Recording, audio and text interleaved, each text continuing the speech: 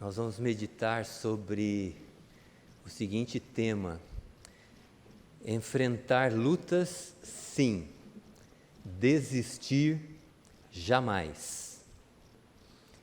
Hebreus, capítulo 2, versículos 1 a 4. A nossa ênfase vai ser principalmente no versículo 1. Todos abriram? Vamos lá, fazer a leitura. Por esta razão importa que nos apeguemos com mais firmeza às verdades ouvidas, para que delas jamais nos desviemos. Se, pois, se tornou firme a palavra falada por meio de anjos, e toda transgressão ou desobediência recebeu justo castigo, como escaparemos nós se negligenciarmos tão grande salvação, a qual, tendo sido anunciada inicialmente pelo Senhor, foi-nos depois confirmada pelos que a ouviram, dando Deus testemunho juntamente com eles, por sinais, prodígios e vários milagres, e por distribuições do Espírito Santo, segundo a sua vontade. Vamos orar. Ó Deus, nós queremos te agradecer por estarmos aqui na tua casa, neste dia chuvoso, um pouco carrancudo. O Senhor renova o nosso interior.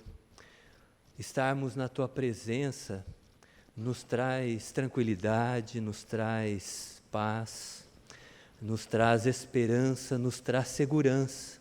Por isso nós estamos alegres de estarmos aqui na tua casa, louvando o teu nome, ouvindo já dos textos que foram lidos, das orações que foram realizadas. O nosso coração é aquecido pela presença do teu Espírito no nosso meio. Queremos te pedir que o Senhor continue a ser misericordioso conosco, agindo em nossa vida, iluminando por meio do mesmo Espírito as nossas mentes e o nosso coração, para compreendermos a tua palavra e colocarmos as verdades da tua palavra na nossa vida, no nosso dia a dia, para vivermos na dependência do Senhor, em conformidade com a tua vontade, e assim experimentarmos a tua alegria. Apesar de mim, ó Deus, fala ao nosso coração, é o que te pedimos, em nome de Cristo.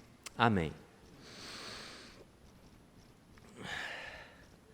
O escritor da carta aos Hebreus não é conhecido. Muitos afirmaram ter sido o apóstolo Paulo quem escreveu esta carta. Isso em função da teologia da carta ser semelhante à teologia do apóstolo Paulo, nas cartas que o apóstolo Paulo escreveu. Então, por muito tempo, a igreja tradicional acreditou que Hebreus tivesse sido escrito por Paulo. Mas evidências internas e externas levaram a igreja a ter um outro pensamento sobre a autoria desta carta. Outros chegaram a indicar Barnabé como escritor da carta. Barnabé foi companheiro do apóstolo Paulo na primeira viagem missionária. Outros indicaram Apolo. Apolo foi um judeu convertido que se tornou um pregador eloquente do Evangelho. Mas o fato é que atualmente há um consenso que não se sabe quem escreveu esta carta. Um discípulo de Jesus, certamente, que preferiu permanecer no anonimato, dando força à mensagem, ao invés da autoria dela. Esse é o ponto. Ele coloca a mensagem num plano superior ao do autor. E na pregação bíblica, o que importa, meus irmãos e minhas irmãs, é a mensagem. Não importa o autor. Não importa, a gente não pensa assim, né, pastor? Muitos se sentem animados em ouvir pregador fulano de tal. A igreja enche. Pregador fulano de tal vai falar. Mas na realidade, o nosso foco, nada contra os pregadores que fazem as multidões segui-los. Eu gostaria de ser assim também. Quero aprender com eles, né? Mas o que importa não é o pregador, não é quem transmite a mensagem. O foco, o protagonismo, a luz tem que estar na mensagem. Não é? Por isso que nós, como cristãos e cristãs, precisamos sempre ficar atentos ao que está sendo pregado, para termos certeza de que se trata de fato da palavra de Deus.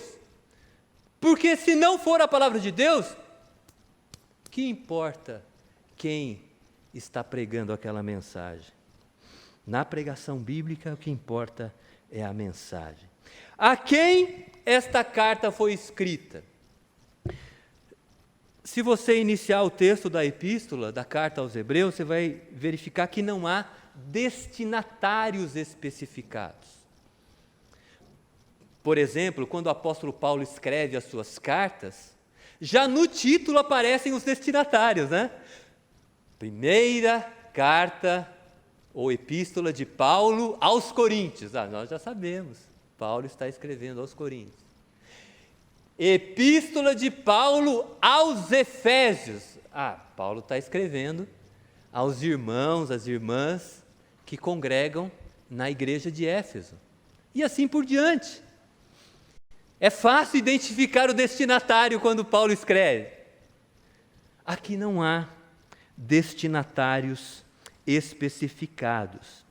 Mas o que nós podemos perceber é que aqueles que receberam esta carta tinham conhecimento do Antigo Testamento, tinham conhecimento da Torá, os 5 livros os 5 livros da lei do Antigo Testamento, Gênesis, Êxodo, Levítico, Números e Deuteronômio. Eles tinham conhecimento, porque o autor, ele fala tranquilamente acerca dos patriarcas, de Abraão, Moisés, Arão, Josué, ele fala, e os leitores sabem de quem ele está falando. O autor, ele fala da libertação do povo hebreu da escravidão do Egito. Não precisa explicar nada.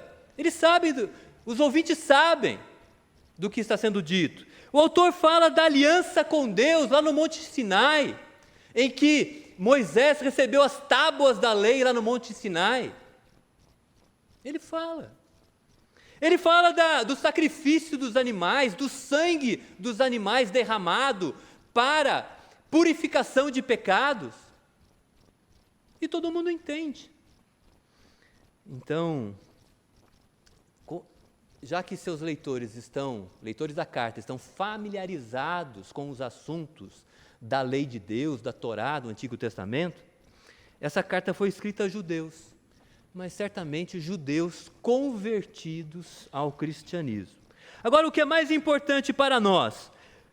Por que esta carta foi escrita? Por quê?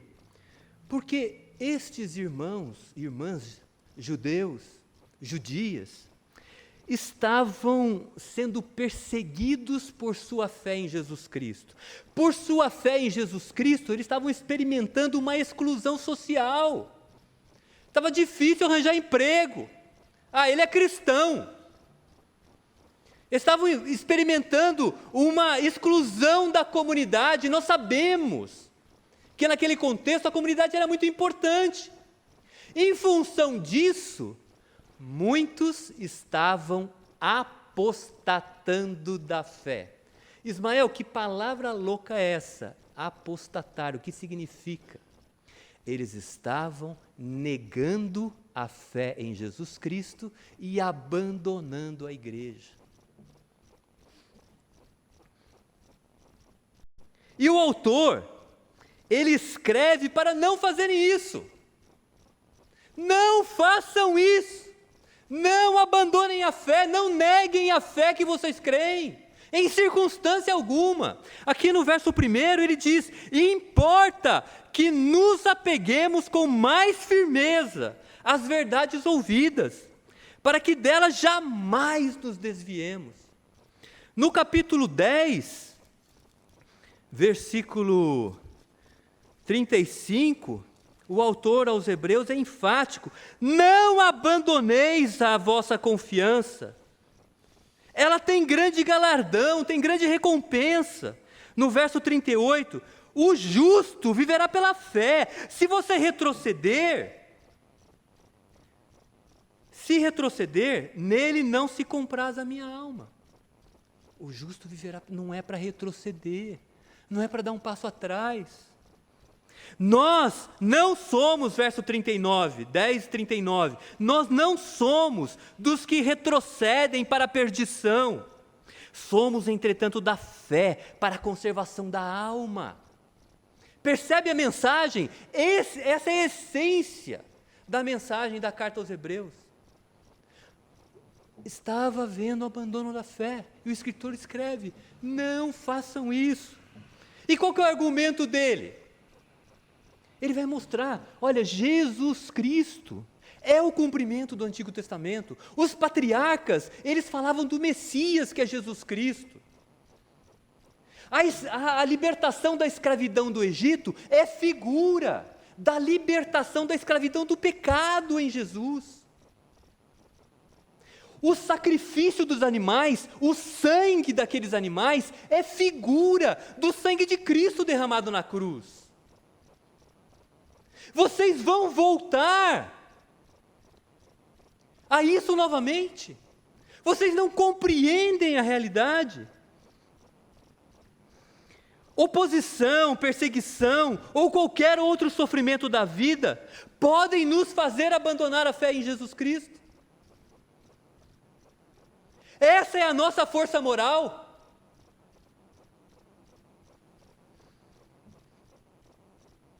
Quando pressionados, desistimos. É isso que acontece com a gente. Quando questionados, nos intimidamos e negamos o que cremos. Quando confrontados, nos acovardamos. Isso é fraqueza moral. A Bíblia traz um exemplo muito forte de fraqueza moral. É o exemplo de Pilatos. Pilatos era governador da Judéia. E ele foi o juiz do caso de Jesus. Pilatos interrogou Jesus. Ele viu que Jesus era inocente. A mulher do Pilatos sonhou com Cristo. Falou: olha, não toque nesse justo. Não toque. Ele era governador da Judéia, governador romano, e os romanos sabiam que os judeus eram rebeldes. Então ele não quis se comprometer. Olha, o que vocês querem que eu faça com este homem? Os judeus, impulsionados pelos sacerdotes: crucifica-o, crucifica-o. Pilatos lavou a mão na frente de todo mundo e entregou Jesus Cristo para ser crucificado, demonstrando a sua completa fraqueza moral. Ele preferiu tomar uma decisão política ao invés de fazer valer a justiça.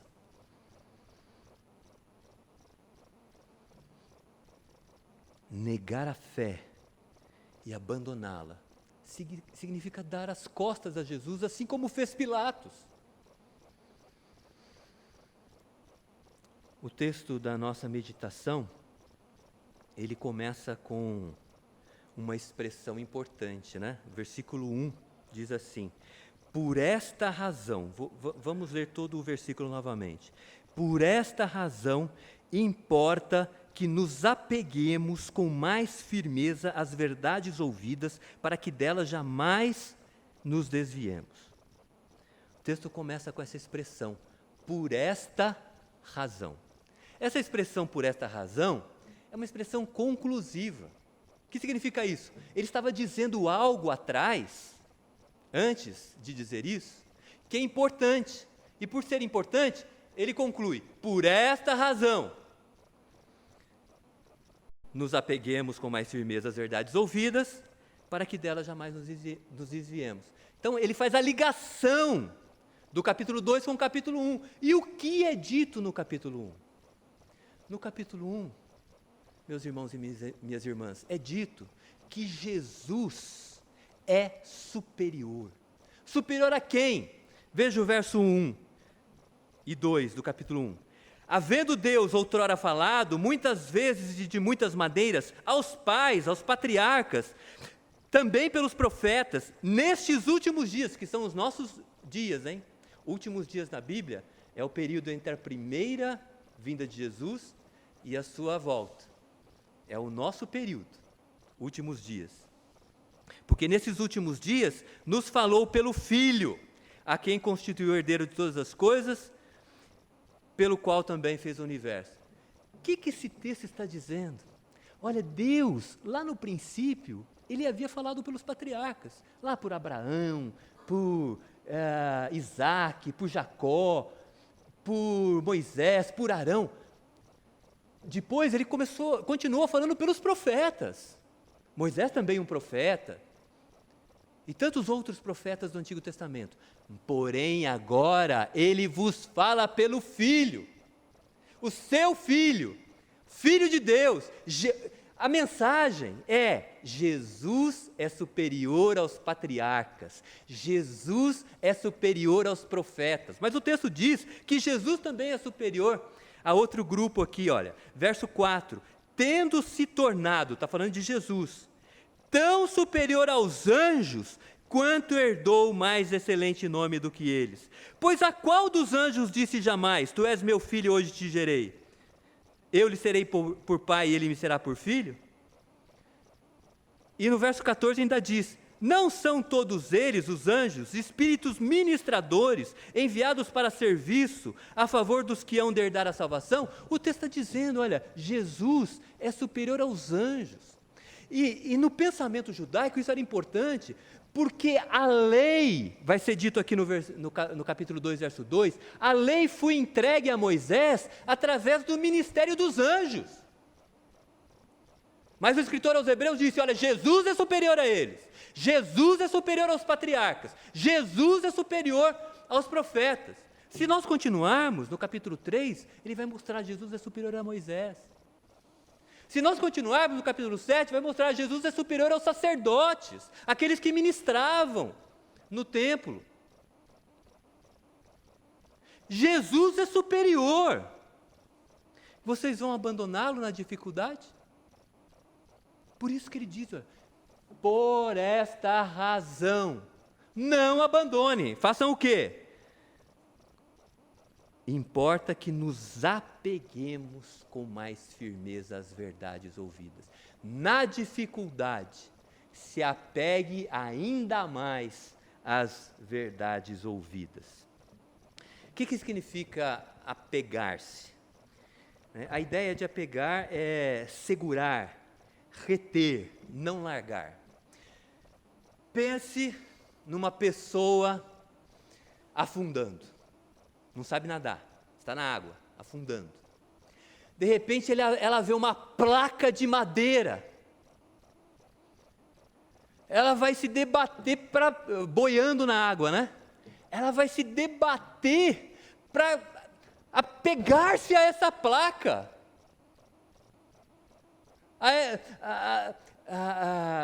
Para não se afundar. A ideia é essa. Apegue-se. O texto diz com mais firmeza. Pense num navio atracado num porto, ancorado, fixado por âncoras bem grandes, sujeito a uma forte tempestade, ventos fortes, ondas enormes, mas aquele navio está firmado, permanece firme, mesmo enfrentando as intempéries. Essa é a ideia que é passada na dificuldade, nas lutas, na oposição, no sofrimento, nas dores. Se apegue com mais firmeza as verdades ouvidas. Verdades da palavra de Deus, obviamente. Na dificuldade, nos agarramos à verdade da palavra de Deus sem desistir, com perseverança. Sabe qual é a vantagem de nós possuirmos a verdade? A vantagem é que na dificuldade ela nos sustenta.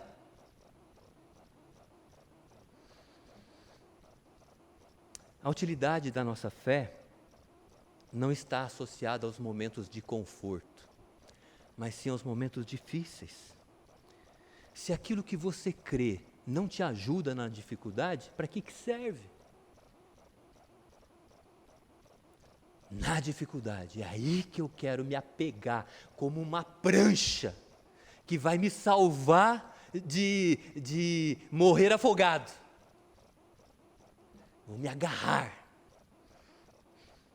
O salmista, ele nos ensina isso de uma forma tão bela. Lá não precisa abrir, é lá no Salmo 42, ele usa essa expressão, olha. Como suspira a corça pelas águas, pelas correntezas das águas, assim por ti, ó Deus, suspira a minha alma. Como a corça suspira pelas correntezas de água.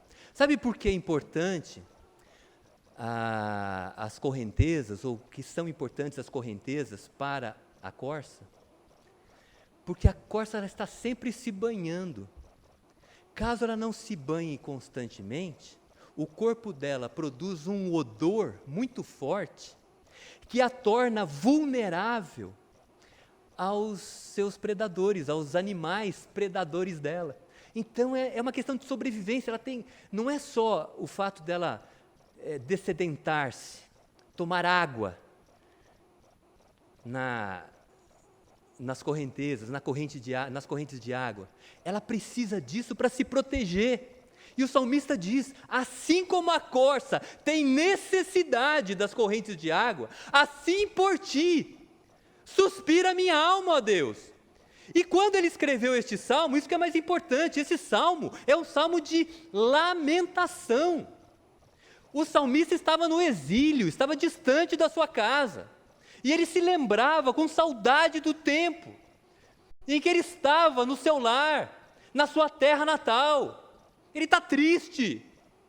Mas na tristeza, ele diz, assim como a corça almeja as correntes de água, por ti, ó Deus, suspira a minha alma. Entendeu o que é apegar-se? Apegar-se a Deus, às verdades de Deus. Na angústia não podemos vacilar.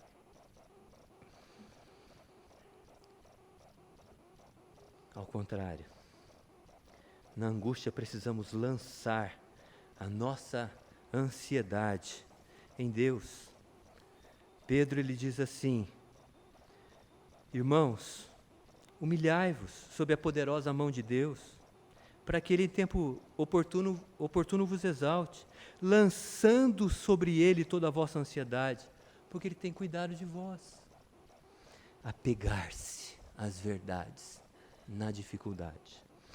E ele também nos ensina aqui neste verso, por esta razão importa que nos apeguemos com mais firmeza às verdades ouvidas, para que delas jamais nos desviemos.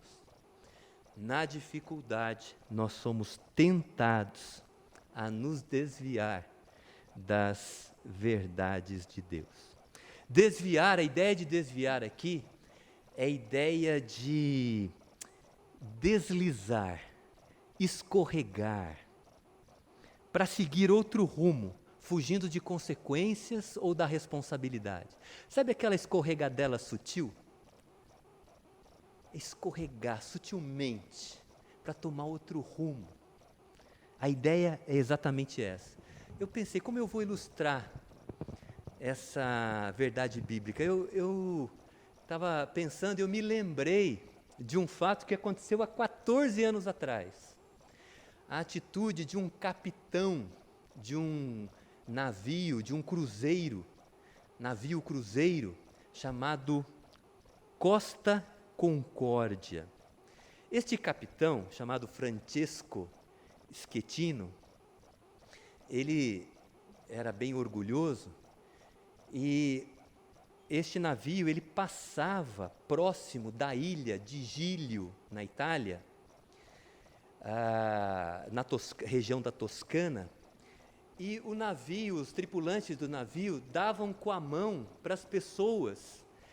O navio ele chegava numa determinada proximidade, era comum isso, que os cruzeiros fizessem isso. Eles davam com a mão para as pessoas que estavam no porto da ilha. As pessoas davam com a mão, aí os tripulantes davam com a mão, né? Uma festa. Só que esse capitão, ele resolveu aproximar-se mais, para que a experiência fosse ainda mais estimulante. E ao aproximar-se de modo leviano, o navio bateu numa grande pedra, causando um rasgo de 70 metros na embarcação. O acidente causou a morte de 32 pessoas. Eram 4.000 pessoas no cruzeiro, mas 32 morreram. E morreram especialmente pela atitude dele. Ele demorou para avisar. Ele soube logo que houve a pancada. Ele se comunicou com o convés e falou: rasgou aqui, a água está entrando. Mas ele quis dar um jeito, era a reputação dele, afinal de contas, né? Aí ele foi adiando. Aí quando não tinha mais, como o navio já estava começando a afundar, aí ele anunciou.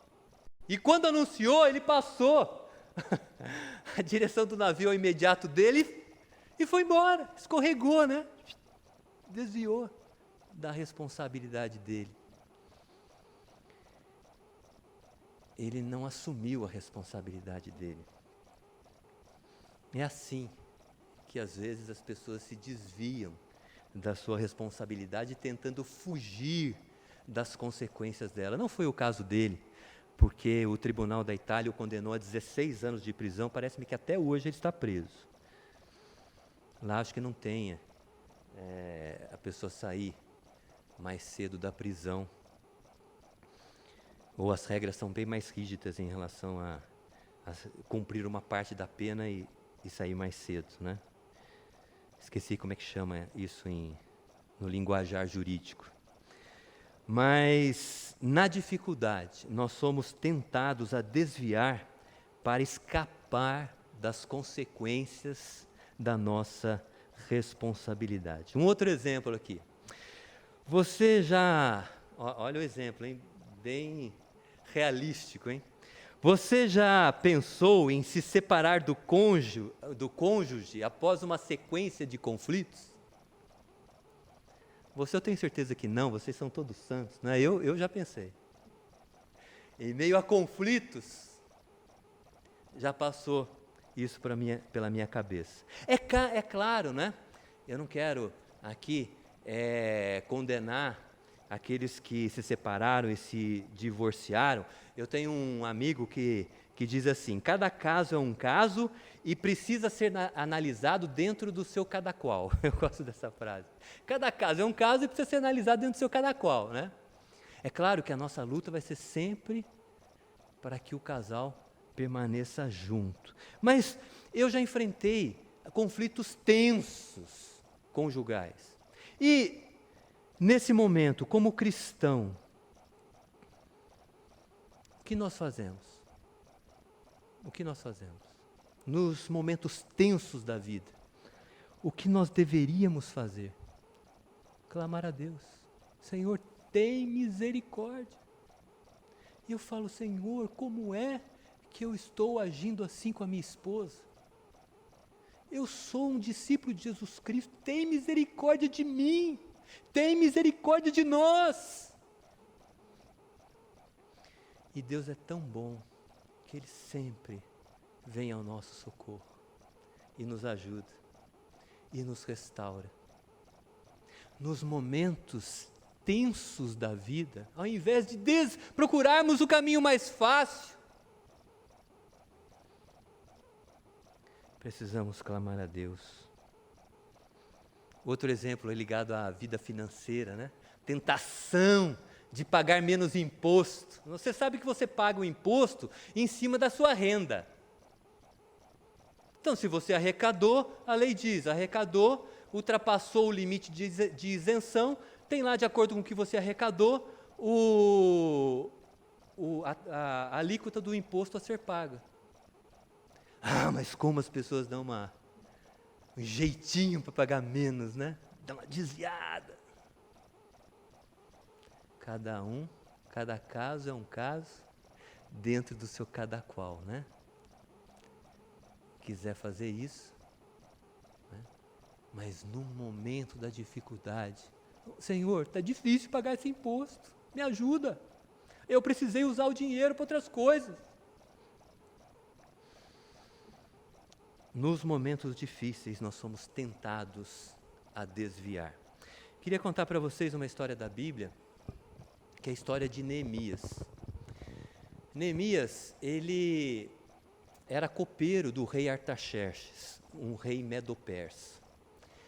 E Neemias ficou sabendo que a sua cidade natal estava destruída, os muros estavam destruídos, as portas estavam queimadas, e nessa condição, os habitantes da cidade estavam vivendo de uma forma miserável, porque não havia segurança para habitar nela, não havia segurança para se praticar o comércio.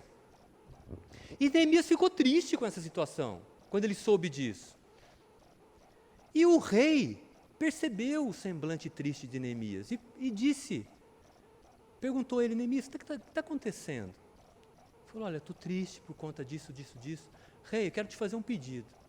Deixa eu voltar para lá e ajudar os meus irmãos a construírem os muros, para que a cidade tenha segurança e possa se desenvolver, ter prosperidade. O rei concedeu, atendeu o pedido de Neemias. E Neemias voltou.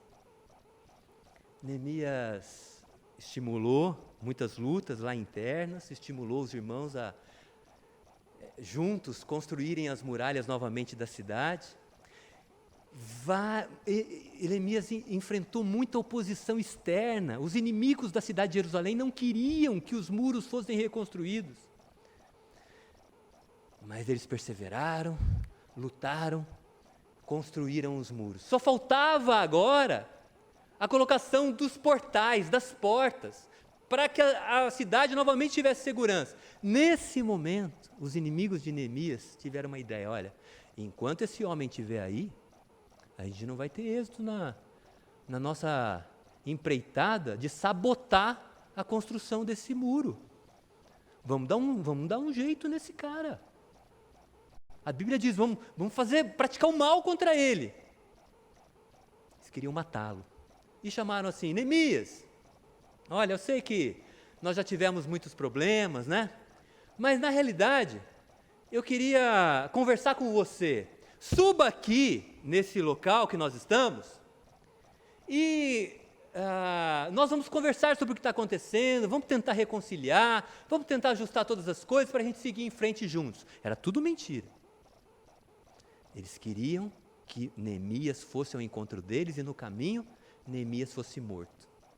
Mas sabe como Neemias respondeu àquele convite? Eu acho muito interessante. Eu tenho guardado isso para a minha vida, né? Neemias disse um termo que é muito, muito importante nós recordarmos nesse instante.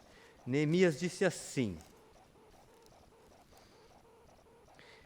estou fazendo grande obra, não poderei descer. Por que cessaria a obra enquanto eu a deixasse e fosse ter convosco? Olha a palavra de Neemias: estou fazendo grande obra. Irmãos e irmãs, muitas vezes nós somos desviados, somos tentados a nos desviar da verdade. Mas nós temos, além do auxílio, de clamarmos a Deus para que nos ajude nesses momentos, se nós nos lembrássemos que nós estamos fazendo grande obra, que é a obra de Deus, aquilo que você faz na sua casa, cuidando do seu lar, deixando ele limpo, cozinhando para as pessoas, aquilo que você faz no trabalho, aquilo que você faz nos estudos, tudo o que você faz é para a glória de Deus, é grande obra. Nós vamos nos desviar desta obra para atender os apelos de uma tentação? Concluindo, a proposta do autor na carta aos Hebreus é essa: nas lutas, nas dificuldades, agarre-se às verdades ouvidas, não se desvie delas. Agora é interessante como ele nos dá um exemplo aqui na sequência. Versículos 2 a 4 é um exemplo do autor em relação a esse conceito. E é um exemplo negativo. Porque olha o que é dito no verso 2. Olha, o conceito é esse: agarre-se com firmeza às verdades ouvidas, delas jamais nos desviemos. Se, pois, olha o exemplo negativo, se, pois, se tornou firme a palavra por meio de anjos, olha o ministério dos anjos, que palavra foi essa? Foi a palavra dada pelos anjos em relação à lei que foi dada a Moisés. Deus deu a lei a Moisés, porém, naquele momento usou os anjos como seus ministros para ajudar naquela circunstância. Se, pois, se tornou firme a palavra por meio de anjos, e toda transgressão ou desobediência recebeu justo castigo, olha o que está dizendo. Vocês receberam a lei pelo ministério de anjos. Porém, ou melhor, os hebreus receberam a lei pelo ministério de anjos. Porém, eles desobedeceram. E ao desobedecerem, o que aconteceu com eles? Receberam o castigo. O que aconteceu com eles? 40 anos dando volta lá no deserto, andando em círculos, até morrer o último desobediente. Só então entraram na terra prometida. Eles obedeceram, houve retribuição. Aí olha a advertência. Como escaparemos nós se negligenciarmos tão grande salvação? Que grande salvação é essa? É aquela que foi anunciada inicialmente pelo Senhor Jesus, foi depois confirmada pelos que a ouviram, os apóstolos, e Deus deu testemunho dessa grande salvação, juntamente com os apóstolos, por meio de sinais, prodígios, vários milagres, e por meio de distribuições do Espírito Santo. Olha a advertência para nós. Olha a advertência. Então, porque Deus é amor, né? Nós sabemos disso, mas Ele também é santo e justo. Nós louvamos porque o amor dEle supera em tanto todas as outras qualidades, que quando nós nos arrependemos, Ele nos perdoa. Mas para que experimentar a separação de Deus desobedecendo? A bênção é a comunhão, a bênção é estar na presença dEle. Então, na dificuldade, que Deus nos ajude a não retroceder, a enfrentarmos as lutas desta vida, fortalecidos pela graça divina, para nos apegarmos às verdades ouvidas e não nos desviarmos dela. Eu termino com o texto lá de João 6 que nós lemos. Jesus Cristo estava com os seus discípulos, Ele estava fazendo muitos milagres. Ele multiplicava os pães, Ele curava as pessoas. Enquanto Ele estava fazendo isso, as multidões o seguiam. Depois, Jesus começou a ensinar-lhes acerca das implicações éticas de segui-lo. O compromisso que nós, como cristãos e cristãs, temos ao segui-lo. Aí o que começou a acontecer? As pessoas começaram a abandoná-lo. E os discípulos foram falar para Jesus: olha, o pessoal está indo embora. E Jesus perguntou para eles: vocês querem ir também? Aí a resposta de Pedro deve ser a nossa resposta. Nós somos tentados a ir embora também. Nós somos tentados à separação, nós somos tentados a fazer as piores coisas. Mas a resposta, o Senhor tem a vida eterna. Tu és o Filho de Deus. Tu tens a vida eterna. Para quem iremos nós? Não há outro, além de Jesus Cristo. Ele é superior aos patriarcas, aos anjos, aos profetas, aos sacerdotes.